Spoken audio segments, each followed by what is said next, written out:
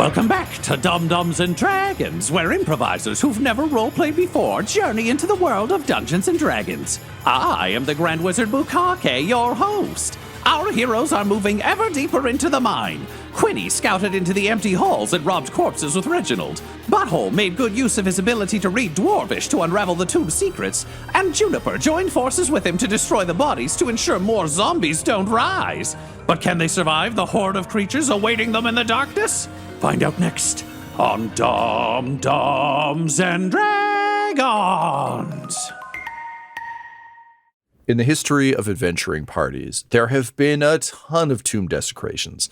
On this very show, we've done plenty, whether it was Quinny trying to steal some eyes from a statue back in the day to pretty much anything Guy Bradford did on the show. There have been defilements aplenty, but rarely has there been one so polite, well-meaning, and effective as that which Juniper and Butthole you perform for the poor minor corpses that you found with their little cups and their little pickaxes. After successfully crushing just a bunch of skulls and kind of rearranging things in what I like to imagine is like, having worked as a barista for a while, like, if a customer looks at that fucking milk and sugar station, it's just like a bomb went off. And no matter how much a customer tries to tidy that up, it somehow is like, just everything's out of place and somehow worse. And I feel like that's kind of what this tomb looks like now. Where, like, because Juniper, you described that you were specifically trying to, like, put things back where they were. So I think it's a lot of, like, not necessarily remembering where all the flowers were or, like, how the lid fits. So just everything is just slightly ajar and weird with the best of intentions. Yeah. But you've successfully clobbered some skulls. Having completed this task, the two of you return to the sort of the big central room, which, as you'll recall, is a sort of a big solemn cylindrical room. And Butthole, because you can read Dwarven, you determined that it's covered with names, although the names do run out and there is still a lot of space. And of course, the center is dominated by this odd sort of glowing water-filled sculpture that you've interacted with a couple of times now. You've got the room that the things crawled out of. You've got the room that you cleared. As I mentioned last session, which for you, dear listeners, probably not that long ago, for us is like, I don't know, 1922 or something. It's been a while. There were more of these tomb rooms, which is, I believe, the scientific term, off of each of these, but the entryways had collapsed from disrepair and possibly from seismic activity. So you get the sense that what you've seen, like, quick mathing it, is the first room of several of these sorts of rooms based on the amount of names you've seen. So it is reasonable to assume that there might be other stuff out there, or that other stuff might be cut off.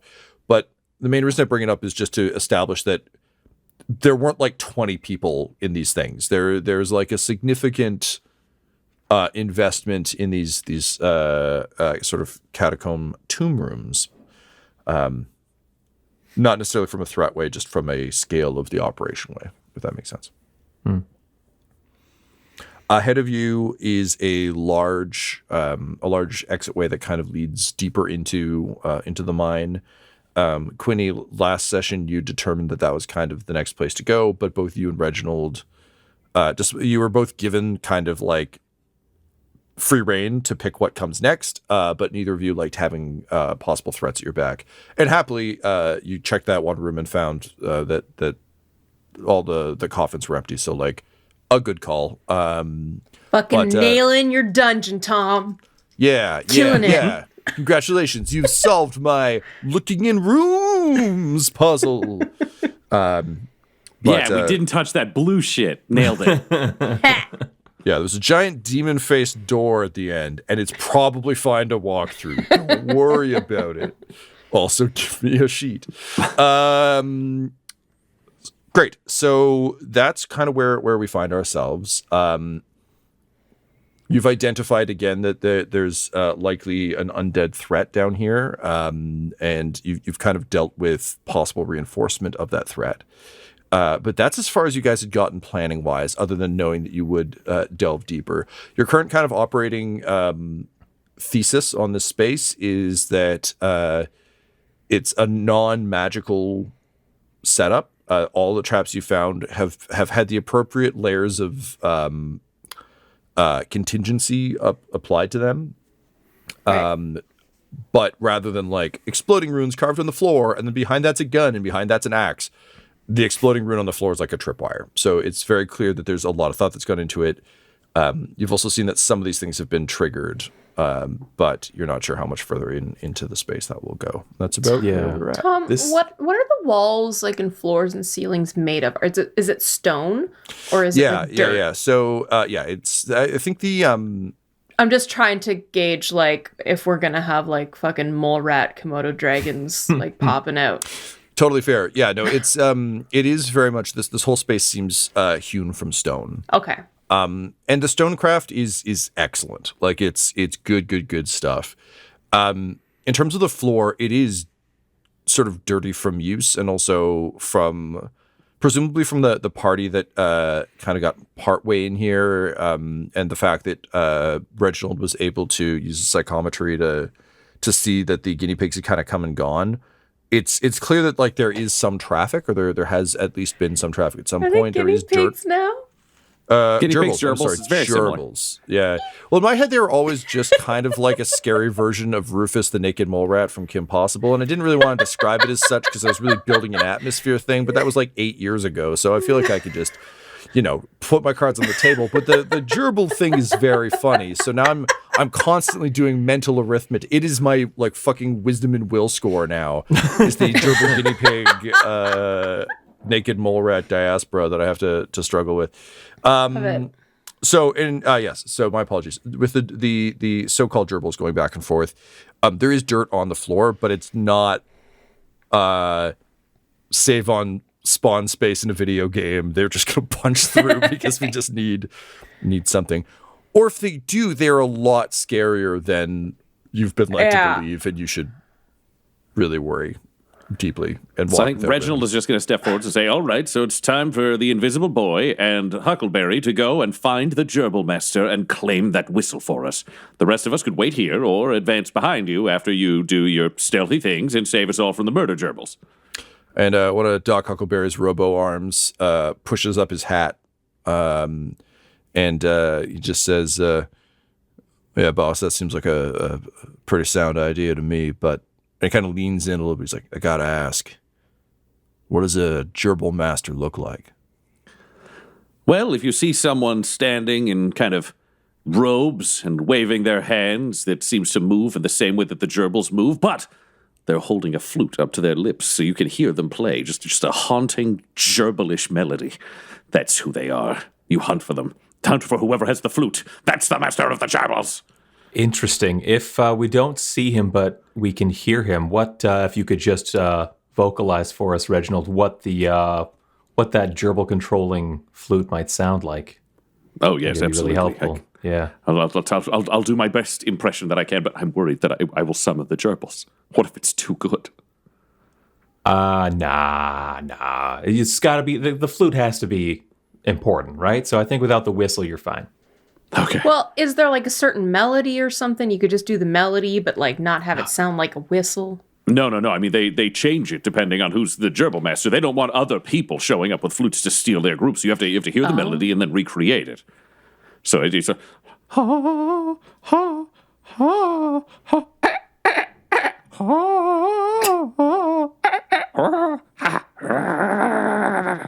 There's something like that.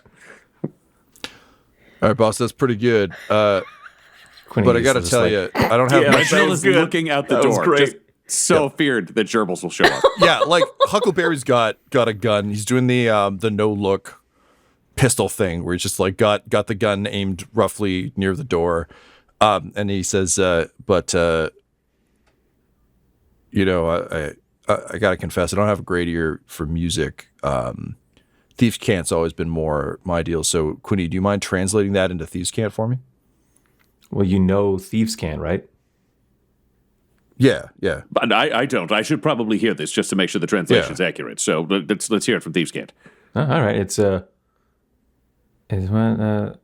I gotta like translate in my head. It's so. Can you do it one more time? Well, I mean, I can try. Okay, so Yeah, just one more time.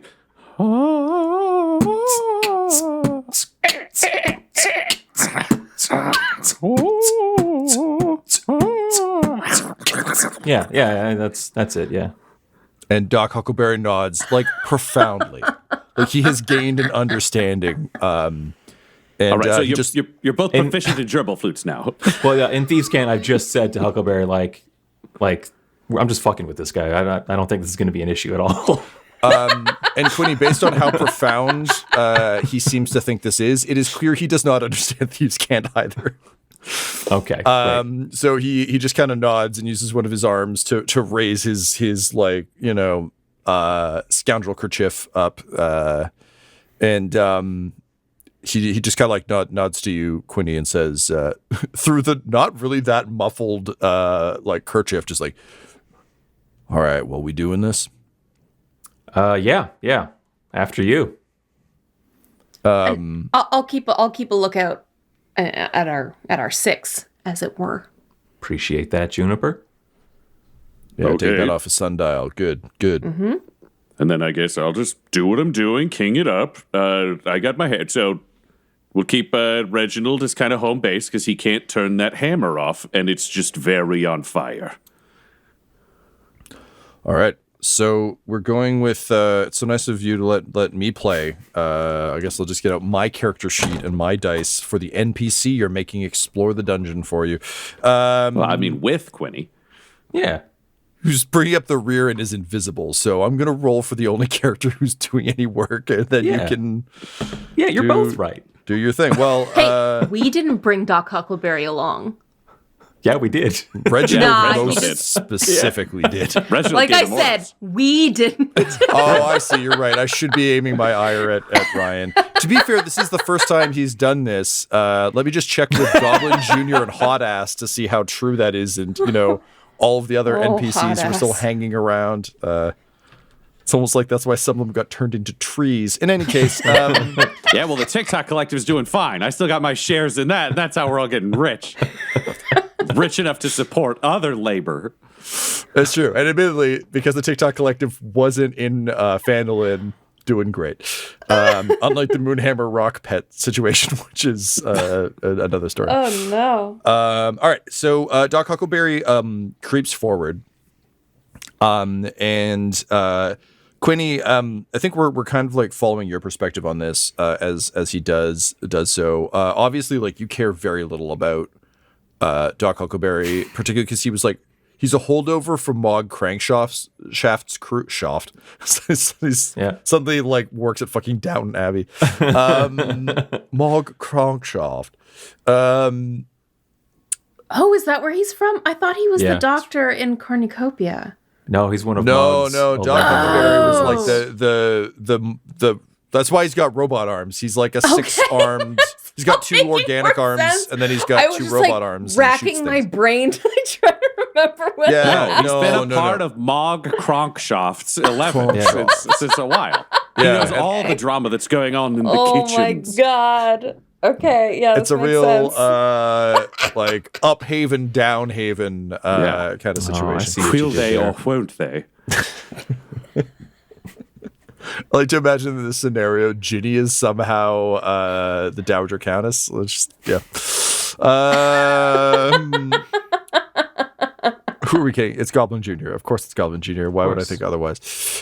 So in any case, so Doc Huckleberry is the gunslinging goblin who is a part of that team, and Reginald found that he was the only effective one, so he basically hired. I think Butthole at that point could only revive one of the two, so he brought him back, and then they turned him because he was also frustrated with his boss's general lack of capability or intelligence. So he creeps forward, and Quinny, you're watching him do it, and you're really having one of those like amateur moments where he's got the pose right. He looks really dramatic. But there's a couple of immediate problems. Four specifically. which are every time he moves, if he readjusts his sort of like Dr. Octopus gunslinger arms, they have servos in them. They are making noise as he moves forward. And even though he's being very stealthy, clearly whatever mechanisms operate them are rigged to his organic brain, which is treating these things as organic arms for balance and for, he's doing a one-man John Woo back-to-back with his gun arms. Which means he's making noise in a way that he clearly is unaware of, based on the 8 that I rolled. So unfortunately, as he kind of like slowly edges these sort of massive doors open and kind of steps out, you hear him just kind of go, "Well, that's something," before a flesh-colored blur just rips past. And you just hear kind of a thump, and one of his guns skitters back through the door. And again, he opened it a crack and like walked out, so you don't know what's beyond the door. You get a bit more of that musty smell that we talked about, less of kind of death and decay because you're not in a crypt. Instead, this just smells very much of the earth and of wet stone. And sorry, what became of this guy? Is he still with us, or is he gone?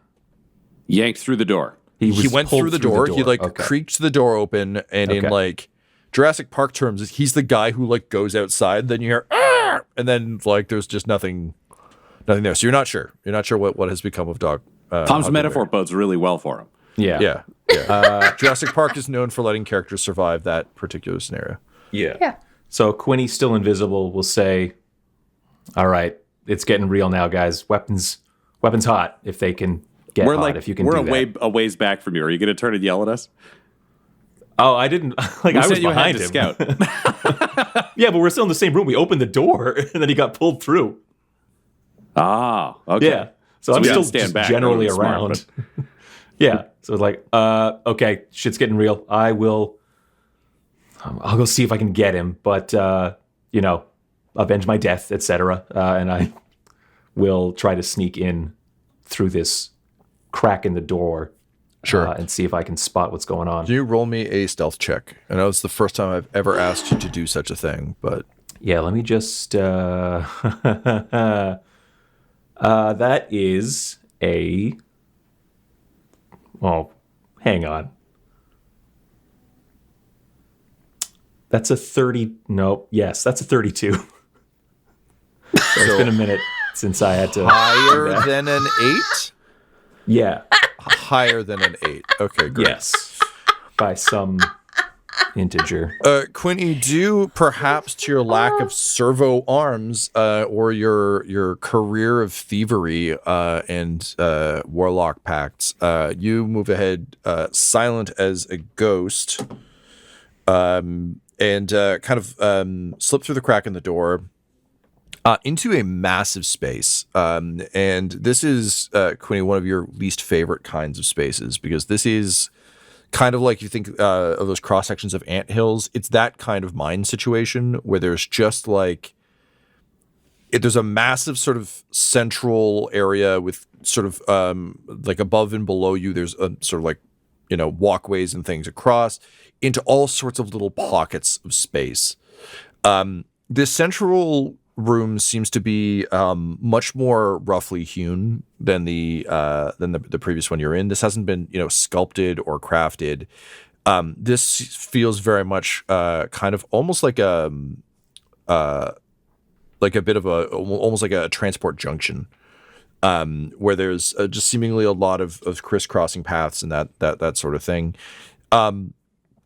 You can see just outside these doors, there are two sort of odd, like directly to your left and right, there are kind of like odd little enclosures that have been carefully sculpted out of the wall.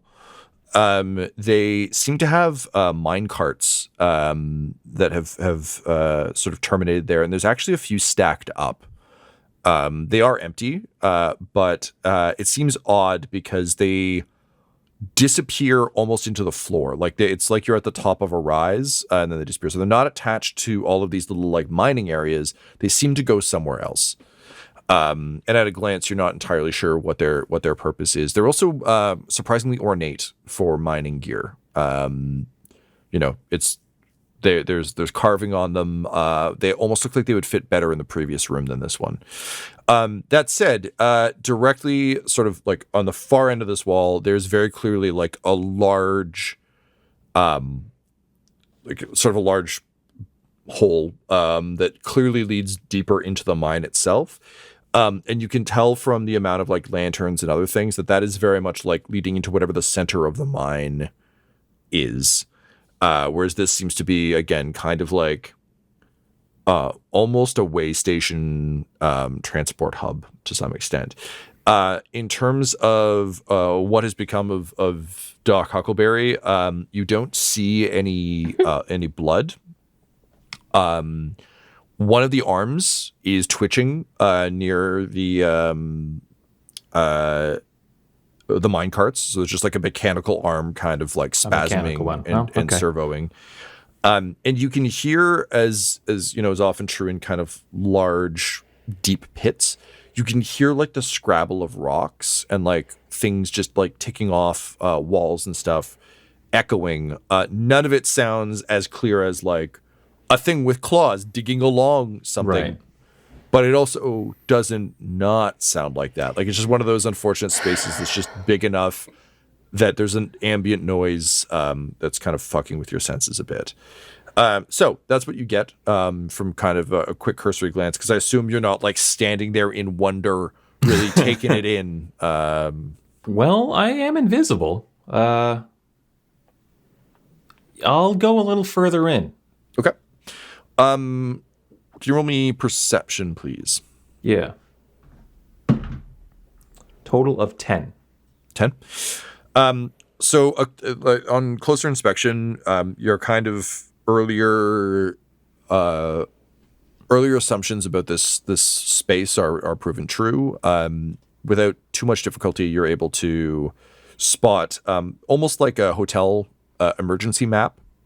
That's seems to be actually like etched into the wall, and it just covers this space, and you can see there were clearly additions made onto it. But you're looking at a lot of very small dead ends off of this this space. This is kind of a vaguely obscure metaphor, but in any of the FromSoft games, specifically Elden Ring, if you're in like any cavern or mine, there's just all these like weird little rooms that just end in like a corpse with a single thing on it. Yeah. And it seems like there's a lot of that going on. You're not quite sure why, because it seems kind of inefficient from a mining perspective. It's not like follow the vein and we'll just keep like digging along it. There's a lot of truly random pockets of activity. But very clearly, again, leading forward, in kind of edging up closer to the edge of this, there is a just kind of like posts with a chain acting as a guardrail. Mm-hmm. It is fairly flimsy. Like, it's one step up from Star Wars Imperial, like, what's a railing? But it's definitely on the lazier end of a public park that doesn't really want to put in the effort. It's What's there. on the other side of this railing? Is it like a chasm, or? Yeah, so it's kind of a jagged, basically a jagged chasm leading down. You can see that the bottom is like, it's not like an endless pit by any stretch, but it gets jagged to a point that, you can't like gaze down into the abyss. It's more like there's kind of almost like a little canyon, and then at the bottom of that canyon there are large fissures.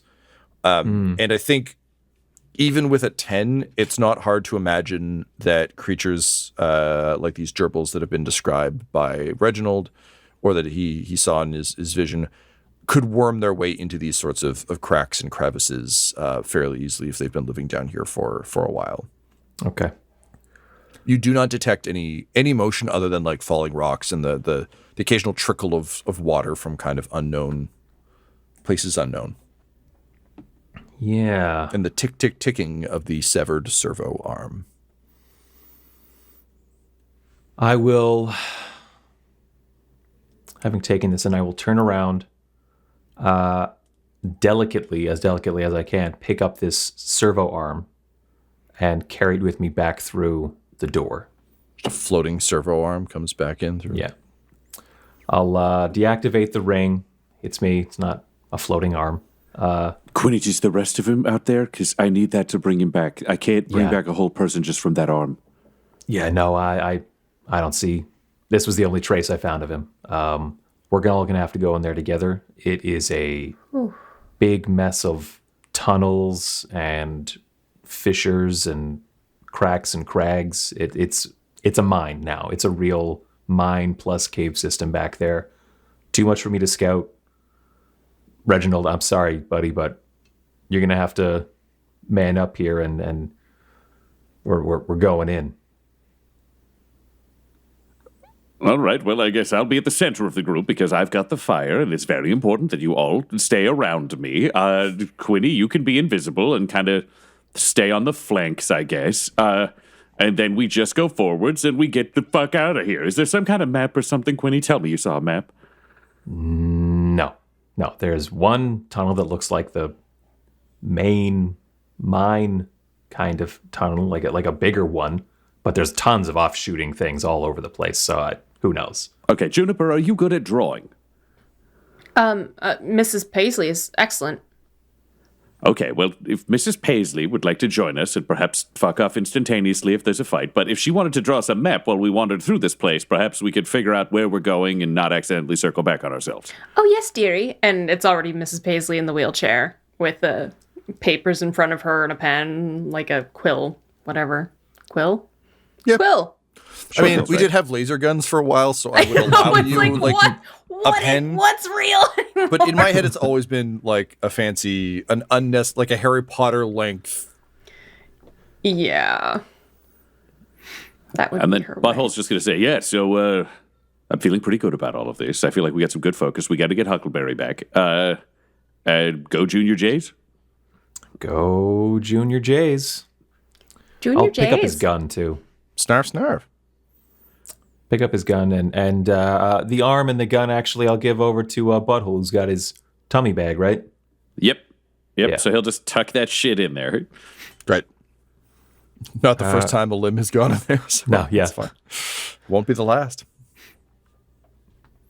Right, so I guess we'll just move forward as a group. We got Invisible Quinny on the side, ready to ambush anybody who ambushes us, and Yeah. keep our shit together. Moving forward together, given that you're not like trying to stealth or anything, I am going to let all of you kind of essentially. I think what I need from all of you is what your character would be the most interested in, or like not in specific terms. Like I would like to look at rocks, but like as we move forward into the room, just so I kind of have a sense of what check to get you to roll.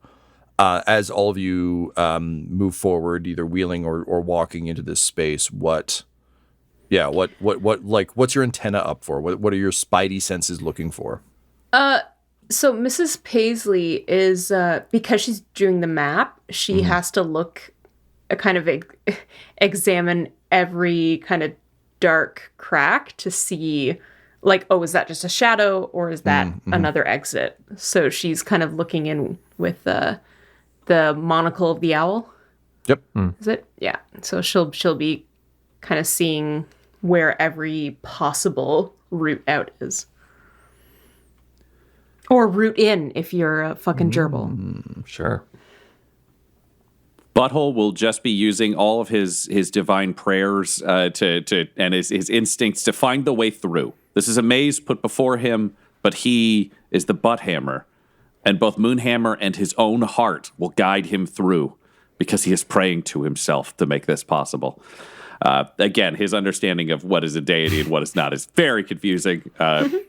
As I said, not that different from season 1 through now. Like, it's still very, unless she's physically in the party, this is basically how we've always run things. Yeah, it's just only now it's- he understands that that's what it is, and it is more confusing for him. Yep, and it's still working, and now he can bring people back from the dead, so it's getting weird. Reginald is just watching out for fucking gerbils. Reginald is aware that everybody else has their other missions, and his mission is to not die. So he is just keeping the group moving and watching the shadows. I do also want to clarify. Reginald doesn't know if these are. He knows that there is a gerbil master in his world who has a whistle and plays tunes and has like spooky monsters. But the things he saw are like this is his best. Like, I heard about a monster once and I think it looks like this. I just want to remind everyone that is currently true. They could have a cool name that you just don't know yet. They could, but to Reginald, they will always be gerbils. So understandably, and I believe to our listeners as well. But nevertheless, sometimes murder gerbils. It's been said. So they're the deadly version. Cool. So, and sorry, Tyler, you had one for Quinny as well. Yeah, perhaps unexpectedly, Quinny's looking for the same thing as Reginald. He's worried about these gerbils now.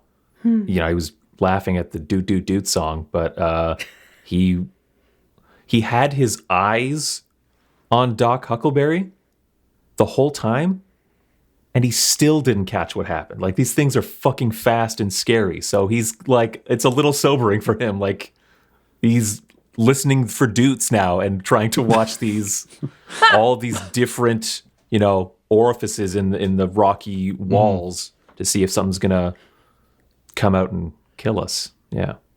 Cool. I think I'm going to have you all roll for initiative. Oh. Reasonable.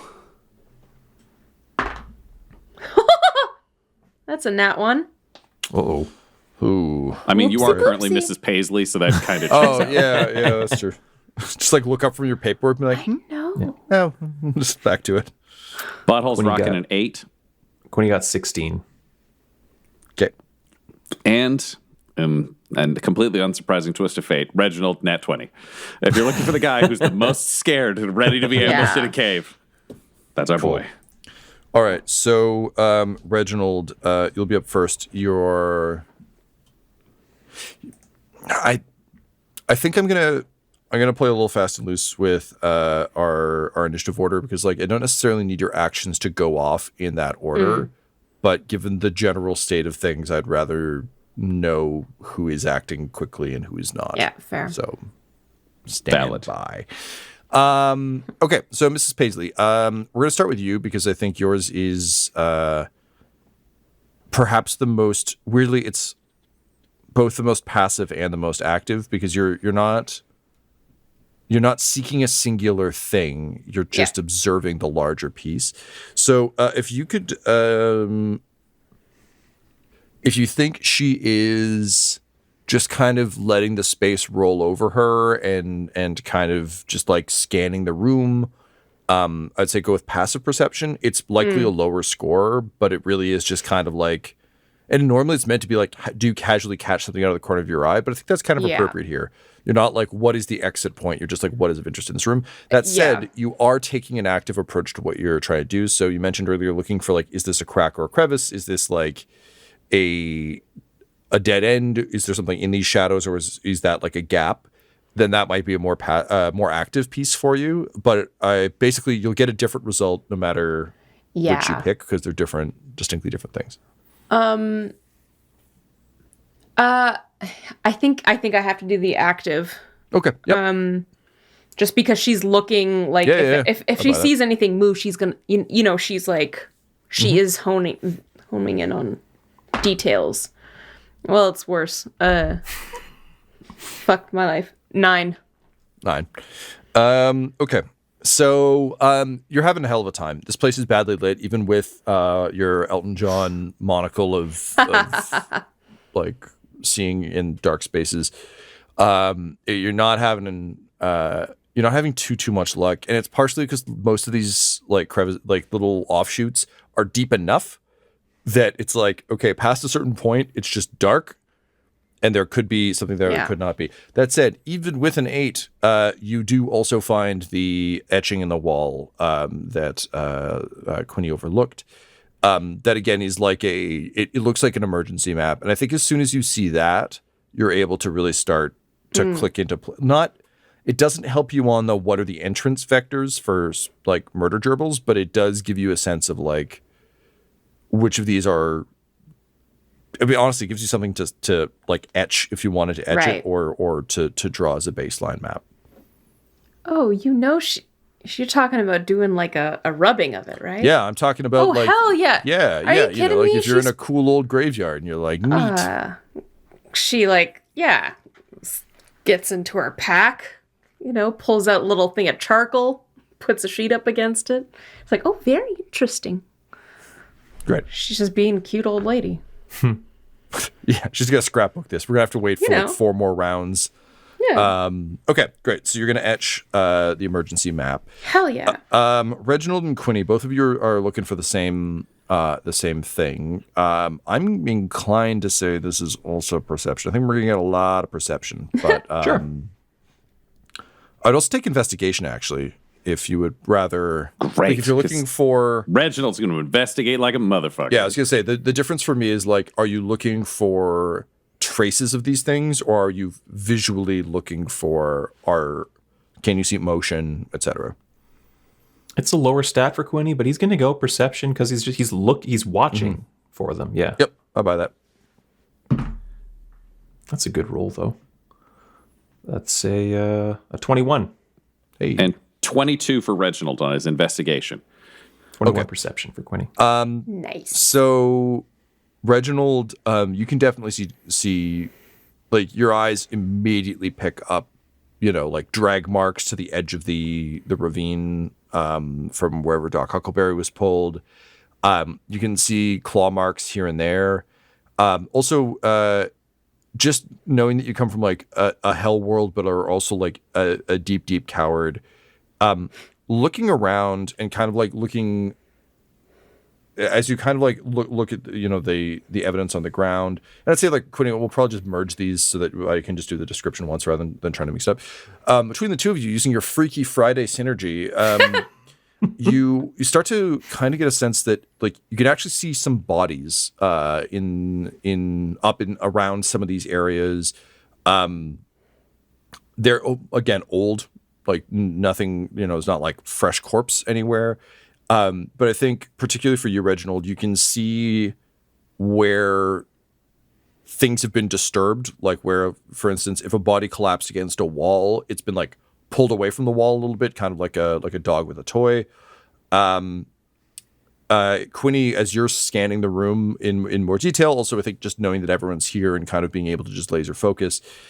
It's impossible to tell what's in these cracks and crevices. However, you do sight on each of these levels a smaller version of the sculpture you saw in the previous room, but they seem to be a lot less ornate and kind of like broken glass, dusty, dirty, grimy, but again, little kind of rectangular columns with a sort of cylinder of some sort atop them, and you notice there are bodies kind of grouped around these here and there.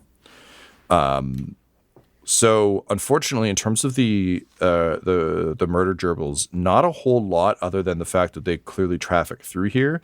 The good news is none of them are rushing you, and you don't see. There's not like a writhing mass of them through a crevice or anything that you can easily eyeball.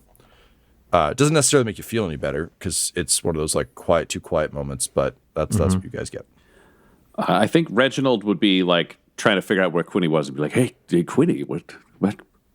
Invisible Quinny, where are you? I'm here. Okay, I can kind of see the scratch marks that lead towards where Huckleberry went. And I am not a guy who's really worried about what happened to Huckleberry, but I think we're kind of a party that might care, and it might impress Butthole. So do you want to go see if he's like in a ravine or some shit? Yeah, I'll go take another look. I looked over there. I didn't see anything down there. I'll have to go down. Well, I mean, you are invisible. It's going to be safer for you. Here's the thing. If Butthole comes up with this, Butthole's going to like jump down there and we're going to be stuck in Gerbiltown. All right, I'll be right back. And I'm going to try to stealthily creep down this chasm, if that is even possible. I'll let you acrobatics it, and the key here is that it is not possible to really stealth down this, except that, as I've already established, and no takesy backsies, there are currently, or there's sort of constant scrabbling and like rocks dropping down things and everything else. So you kind of like, if you're like roll is high. Making your way down that kind of like fall slide way, you're gonna just sound like more debris. Okay. Moving. I'll do Unless you one roll of really those. badly and then clomp, clomp, clompity clomp. Yeah, I'll do one of those Dinner stage soup. whispers so that everyone can hear the invisible halfling, and say, "Hey, it seems like Doc was probably dragged down this chasm over here. I'm gonna tie some rope to something up here so that I can come back up. I'm gonna go look for him. And if there's something heavy like a mine cart nearby, I'll Yep, just you tie can a rope go- to the axle on the cart and Sure. just have the rope with me as I try and scramble down acrobatically. Yeah, as you you can absolutely make your way over to the mine cart. You notice that in the mine cart, the walls are actually padded or lined with a ratty, faded, almost velvet material. There's some sort of faint stains in them, and you wouldn't know this to eyeball it other than you are of a similar size to a dwarf, but like alarmingly dwarf sized if a dwarf was lying down. You tie your rope onto it. Yeah. I give it a tug. Is this thing gonna hold me, or is it too There's a light? few that have kind of like as with a lot of this, you get the sense that at some point a system broke down somewhat. Mm-hmm. So there are a few carts that have all kind of like piled up here. Okay. I assume you would tie it off to like the one that's the most wedged in. Yeah, But yeah. really, it's kind of one of those systems where it looks like very clearly there aren't supposed to be a bunch rammed all together, and they are heavy. Like these are heavyweight. Weight things. And so just as I'm about to go down, I just kind of once again stage whisper and just say, the mine carts are coffins. Bye. And just go down. All right. So Quinny leaps off the edge acrobatically. I'll get you to roll your check in a second. Okay. The rest of us just see a rope lunge out into the darkness. Exactly, yeah. Yeah, it's very Pierce Brosnan off the dam in Goldeneye. Butthole. Forgive me. I'm still dealing with the post-COVID fog. What is Butthole looking for here? Butthole's just trying to figure out the path out. He knows that their long-term goal is to move through here, so he can pray, he can focus. He's just trusting his gut to get them through this elaborate maze to which they have no real instructions. Okay. I'm going to leave you for now then, because I think that's more a matter of like, there's a clear exit. You'll have to kind of guide through that. Whereas in this particular room, particularly looking at like what Mrs. Paisley is like painstakingly etching, there's not really. You could easily poke your nose into a couple of these, but like they don't connect to anything. They're all.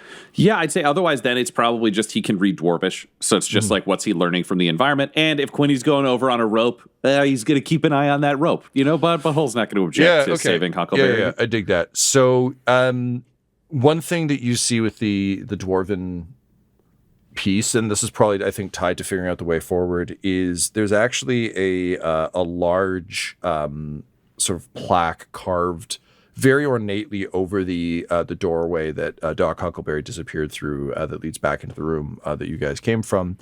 And in Dwarvish, it reads, "The Break Room of Mourning." All right, so that says the break room of mourning. Maybe they got to take a break. Could this just be like an elaborate funeral home? We get the stuff up front. What do you think, Mrs. Paisley? You seem to know the most about death. You're old. You watch Matlock, you know what's up. Well, dearie, and she takes her etching, and she'll basically kind of orient it to like align it with what she's seeing and what she's drawn so far. Is there anything that I notice? So you're basically like holding the etching up against. No, I mean, the thing that you would notice, probably being a craftsperson, Mrs. Paisley, is that there have clearly been a number of different hands that have contributed to this etching, to this kind of carving in the wall. And some much better than others. Like you can think about it almost like handwriting, or like if it's a drawing that people have added on to. The shitty version that I'm thinking of is like that like trilogy horse that people do, where it's usually like an immaculately well drawn horse and then just like a really derpy horse, and then sometimes like a really good horse. And it's a bit of that, where like some of the offshoots are very, very well done. Some of them are really, really roughly hewn into this. So you can kind of tell from that, I think, what the most recent comparatively ones might be, or what ones were added later. From this, you can tell that originally this space was probably just like a point A to point B situation. Like the break room of mourning seems to be important. It is very clearly delineated on this emergency map. That said, there's no exit. Is it shown. mourning, M-O-U-R? It sure is. Okay, just wanted to double check. But beyond that, it seems like originally it was very much like the mine is ahead of you, break room is behind you, and all this other stuff has been added a little bit later.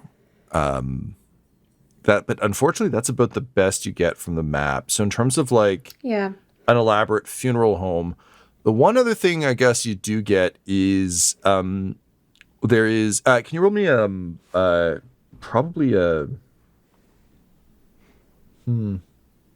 There are some skills that really aren't accounted for on our sheets at all, and I'm always like, what fucking thing? I would say like, if Mrs. Paisley is trying to make sense of this drawing she's looking at, Laura, what skill do you think she's using?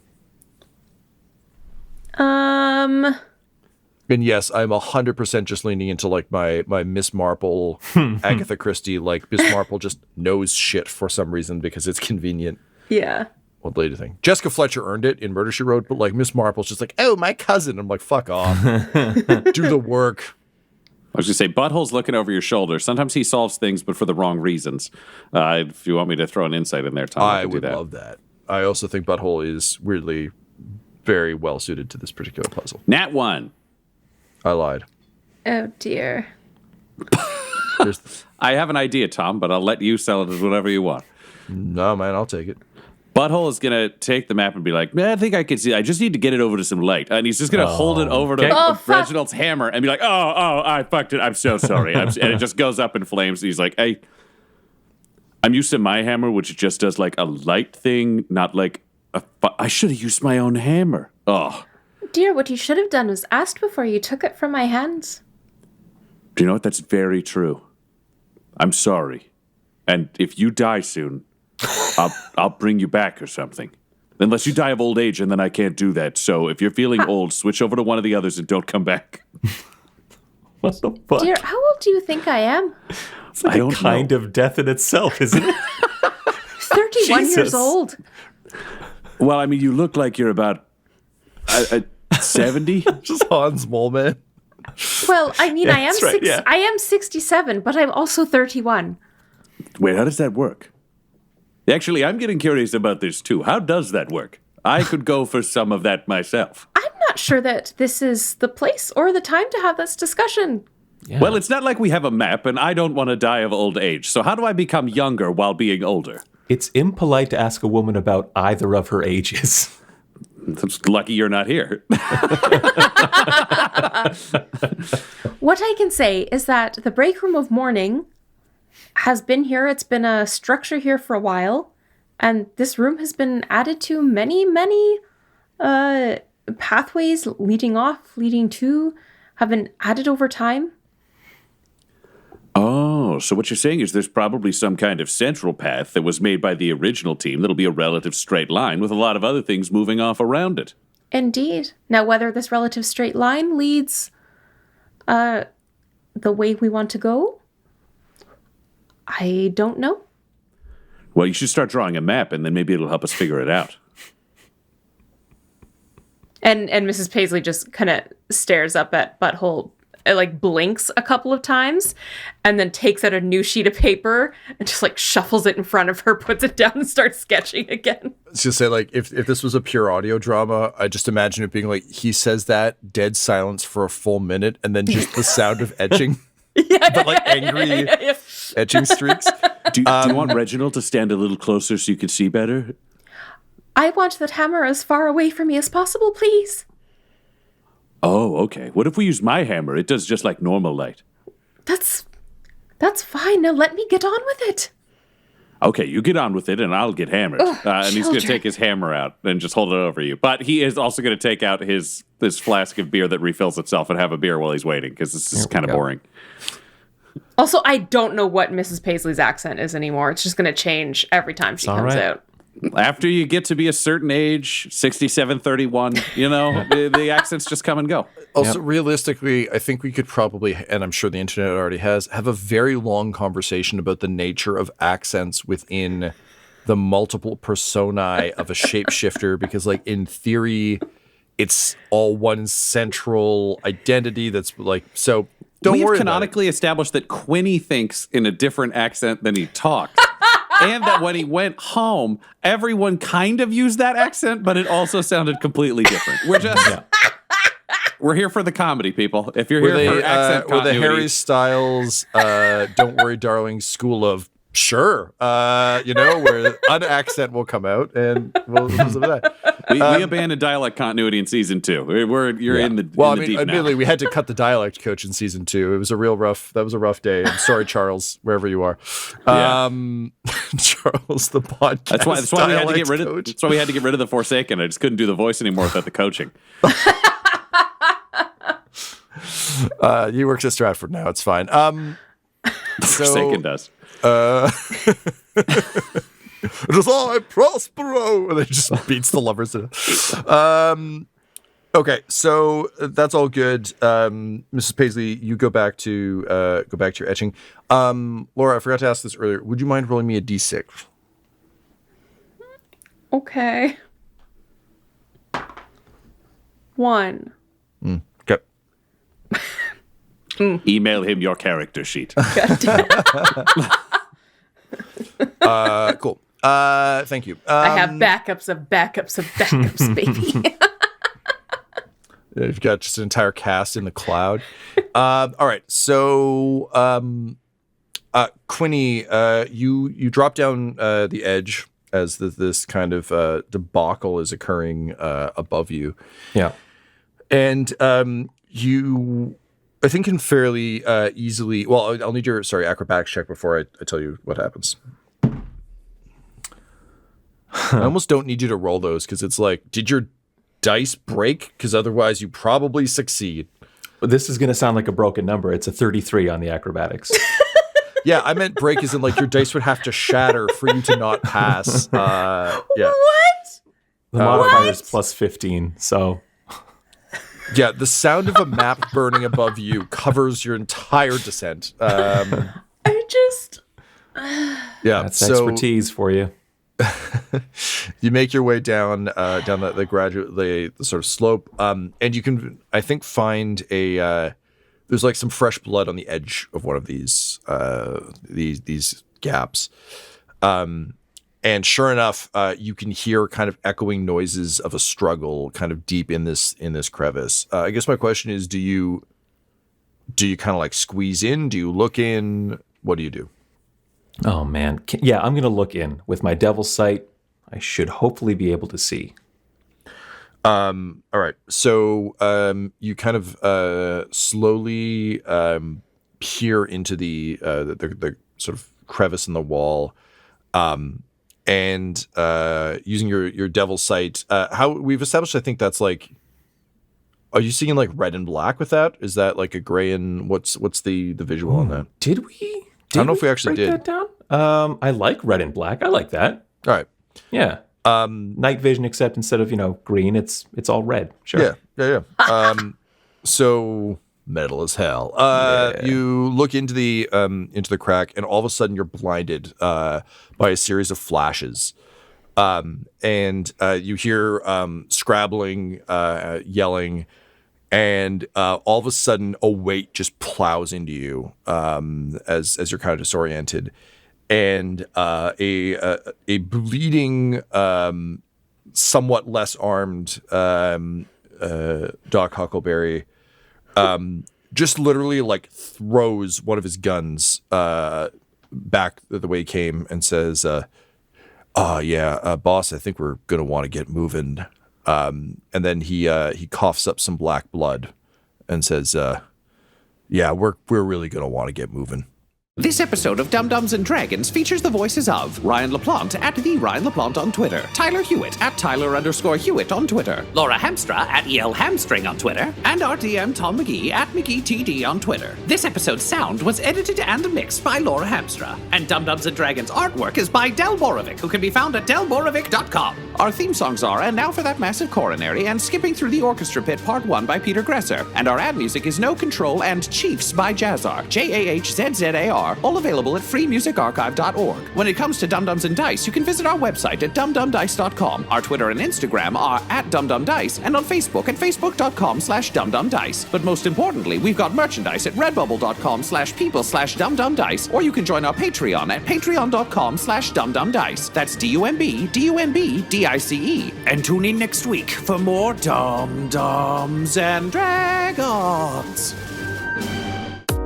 Dum-Dums and Dice has to give a special thank you to the supreme beings of our Patreon at this time. The Half-Blind Prophet, Christopher Little, Sue One, George Dolby, Richard Cranium, Gavin and Abby McDonald, Logan, Fire Unfriendly, Grandma Likes D&D, Alan, Stabby Stranger, Glitch Trick, Roman Brown, Spot Allen, Flynn1138, Alarain Okapi, OMG, it's Big Nick, D&D and Things, Norma Byers, Schrodinger's Pepper, Guy Edwards, Flea Unit, Madre de Gatos, Lady Maiden, Melissa Rain, Nithrian, Garbo Ape, and Jill and Noel LaPlante. If you want your name to be added to this list, you can join our Patreon too at patreon.com/dumdumdice. Thanks to them, and a little bit of thanks to you.